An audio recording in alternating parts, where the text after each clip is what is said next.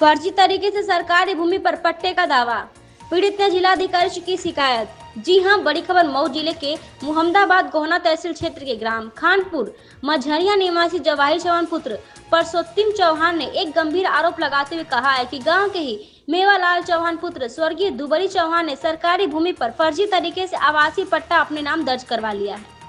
इस मामले को लेकर पीड़ित ने जिलाधिकारी मऊ को एक प्रार्थना पत्र सौंपते हुए न्यायालय में शपथ पत्र भी दाखिल किया है।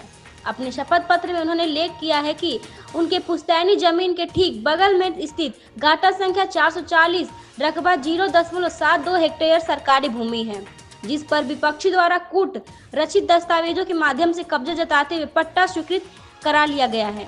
श्री चौहान का कहना है कि उन्होंने इस संबंध में कई बार प्रशासनिक स्तर पर आपत्ति दर्ज कराई, लेकिन आज तक कोई ठोस कार्रवाई नहीं हुई। उन्होंने जिला अधिकारी से आग्रह किया है कि इस मामले की पत्रावली की गहन जांच कराई जाए और फर्जीवाड़े में शामिल लोगों पर विधिवत कार्रवाई सुनिश्चित की जाए। उन्होंने चेताया है कि यदि इस प्रकार के मामलों पर समय रहते रोक नहीं लगाई गई तो सरकारी भूमि पर अवैध कब्जे की प्रवृत्ति को बढ़ावा मिलेगा, जिससे शासन की योजनाओं और गरीबों के हक पर कुठाराघात होगा। क्या नाम है आपका? अपना पूरा परिचय दीजिए। हमारा नाम रूपचंद्र सिंह चौहान है। मैं ग्राम खानपुर मंझरिया पोस्ट पलीगढ़ विकासखंड रानीपुर और थाना सरायलखनसी तहसील मोहम्मदाबाद गोहना का निवासी हूँ।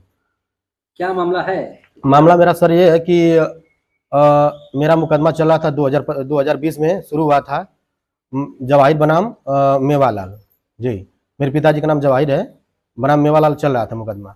और मुकदमे में मेरा जो जमीन है, मेरा घर जिसमें बना हुआ है 439 गाटा संख्या में है, और उसके बगल में जस्ट बगल में 440 गाटा संख्या जो कि सरकारी भूमि है। मेरे विपक्षी द्वारा मेवालाल द्वारा इसमें तहसील के कुछ अधिकारियों द्वारा इसमें फर्जीवाड़ा करके नाम को खुरच कर और अपने नाम पर ये पत्रावली में अपना नाम दर्ज करवा लिए हैं। यही मामला हमारा है और मैं चाहता हूं कि एसडीएम साहब मोहम्मदाबाद गोहना से यही हमारा निवेदन है कि इस मामले की पूरी तरह से जांच होनी चाहिए और इसमें जो भी दोषी हैं इनको कठोरतम कठोर कार्रवाई होनी चाहिए। मतलब आपके कहने का मतलब ये है कि जो आवासीय पट्टा उनको हुआ है वो पट्टा है, मतलब है नहीं, वो जो फर्जी तरीके से अपने नाम पे। जी नहीं, पट्टा उनके पास है ही नहीं। ऑलरेडी मैं ये पत्रावली निकाला हूँ। इस पत्रावली पे 194 नंबर पे जो है, आप बिल्कुल अच्छी तरीके से देख सकते हैं कि इसमें नाम को खुरच कर और ये 440 जो नंबर है इसमें दूसरे के नाम पर दर्ज किया गया है 194 नंबर पे। और ये जितने लोगों को मैंने पत्रावली निकलवाई, पत्रावली में पूरे गांव में 500 लोगों को पट्टा 1992 उप जिला अधिकारी महोदय के निर्देशानुसार हुआ था। तो 500 लोगों को 12-12 एयर पट्टा मिला था जी। और इन्होंने इसमें नाम खुरचवा कर और ये नंबर को खुरचवा कर 440 की जगह पर 15 एयर भी अपना नाम ये दर्ज करवाए हैं। और इसमें इस मामले में पूर्व प्रधान और ये जो मेवालाल है, ये इन लोग कुछ और तहसील कुछ कर्मचारियों द्वारा मिली भगत से ये काम किया गया है। और ये फर्जीवाड़ा आज से नहीं, ये इसके पूर्व से ही चला आ रहा है। जो पूर्व प्रधान है उनके प्रधानी से ही चला आ रहा है। ये बहुत बड़ा मामला है और ये इतने दिन से फर्जीवाड़ा कर। मैं चाहता हूँ कि उप जिलाधिकारी महोदय और जिलाधिकारी महोदय मऊ से मेरा विनम्र निवेदन है कि इस मामले में कठोर से कठोर कार्रवाई की जाए और जो भी दोषी हैं जांच करके जो भी दोषी हैं पाए जाए उनके पर कठोर कार्रवाई की जाए और इस पट्टे को निरस्त किया जाए। तो इनका पट्टा हुआ है तो ये कि बिल्कुल गरीब है या कैसे? जी नहीं, मैं आपको दिखा सकता हूँ। मेरे पास ऑलरेडी ये पड़ा हुआ है। उनके पास ये देखिए आप, ये जो पट्टा मिला था उसमें लिखा गया प्रस्ताव में, ये पट्टा जो बहुत गरीब आदमी थे, जिनके पास जमीन नहीं थी, जिनके पास घर बनाने कोई साधन नहीं था, और ये उनको मिला था। ये ऐसे संपन्न व्यक्ति, इनके पास ऑलरेडी 2.179 हेक्टेयर जमीन इनके पास 3 भाइयों के नाम ऑलरेडी दर्ज है। 10 बीघा लगभग 10 बीघा लमसम इनके पास ऑलरेडी जमीन है। तो ये पट्टा पाने के हकदार भी नहीं, लेकिन पता नहीं कैसे ये फर्जी तरीके से अपना नाम उसमें दर्ज करवा लिए। तो ये जो कि पट्टा पाने के हकदार नहीं, बिल्कुल नहीं हकदार है। ये बताइए आप 10 बीघे जमीन जिनके पास, एक लोगों के पास 3 बीघा जमीन है, तो 3 बीघा वाला आदमी कैसे पट्टा पा सकता है? बताइए। जो गरीब थे, जिनके पास घर बनाने का मतलब जमीन नहीं थी, उनको उस समय पट्टा दिया गया था। लेकिन ये काफी संपन्न व्यक्ति हैं, इनके पास मतलब ऑलरेडी इतने पूर्व जमीन बची हुई है, आज भी बना हुआ है। पक्का मकान पूर्व में बना था, जो अपना मकान बेच चुके हैं वो लोग। और फिर दूसरे में जो बनाए हैं अपना नया मकान बना कर रह रहे हैं।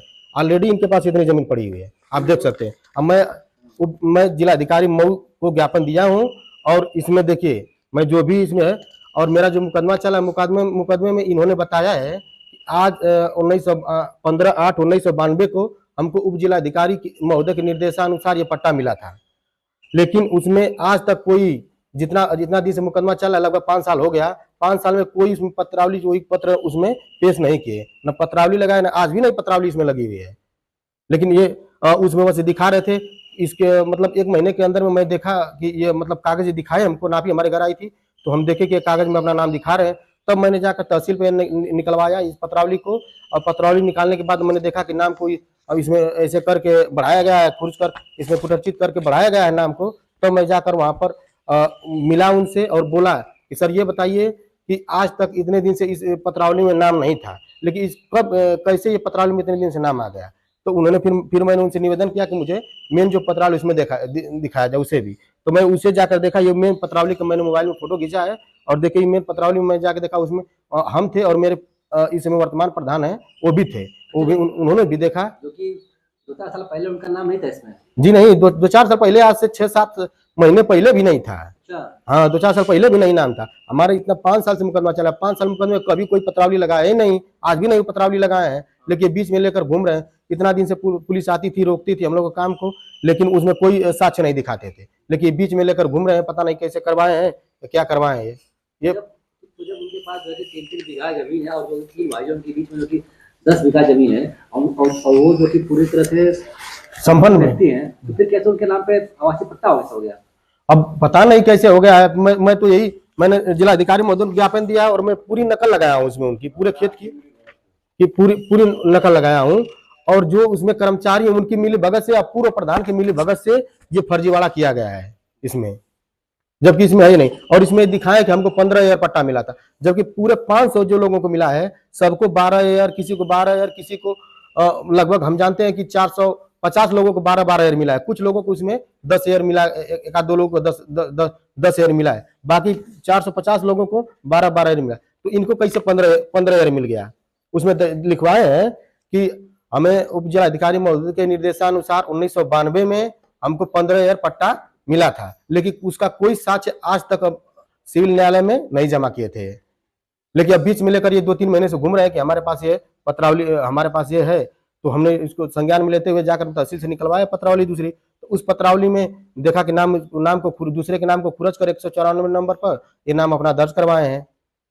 तो आप इस पूरे मामले की जो है कि शिकायत एडीएम क्या की है? एसडीएम साहब के नहीं किए, हमने डीएम साहब को ये आवेदन दे दिया हूँ, और इसमें 5 तारीख को हमारी तारीख लगी हुई है, और मैं कल सोमवार को जाऊंगा एसडीएम साहब के, फिर ज्ञापन दूंगा अपना, और उनसे मांग करूंगा कि सर इसमें कठोर से कठोर कार्रवाई होनी चाहिए, और जो भी अधिकारी हैं और इस पूरी पत्रावली की जांच होनी चाहिए, क्योंकि ये फर्जीवाड़ा आज से नहीं पहले से ही चला आ रहा है। जो पूर्व प्रधान वीरेंद्र यादव हैं उन्हीं के चलते ये पत्रावली आप देख सकते हैं। इस पत्रावली में देखिए, मेरे पास एक नहीं पूरी पत्रावली का पेज है, आप देखिए इस पत्रावली में पूरा कहीं पूरा देखिए काट कर ये नंबर, ये काट कर ये सब नाम इधर उधर किया गया। देखिए इसमें मेवालाल पुत्र दुबरे लिखवाए हैं, ये रह देख लीजिए आप, ये रह देख लीजिए, यहाँ पर रह देख लीजिए, रह देखिए, देखिए यहाँ पर। और ये देखिए 440 नंबर कैसे काट कर खुर्च कर किया गया है, और इसमें 12 एयर को 15 एयर बनाया गया है, आप देख सकते हैं इसमें।